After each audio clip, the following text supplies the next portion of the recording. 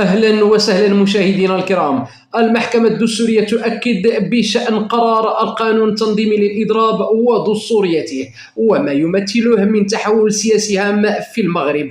قبل الخوض في التفاصيل لا تنسوا الإعجاب بالفيديو مع الاشتراك في القناة إن كانت لكم أول زيارة لقناتنا.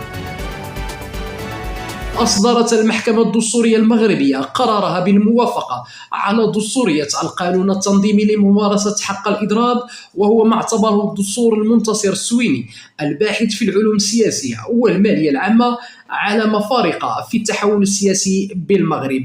وفي مقال له بعنوان المغرب ما بعد المصادقة على القانون التنظيمي للإضراب، أوضح السويني أن هذا التشريع لا يقتصر على كونه إطارا تنظيميا فحسب، بل يمثل تحولا استراتيجيا في كيفية إدارة الخلافات الاجتماعية والسياسية.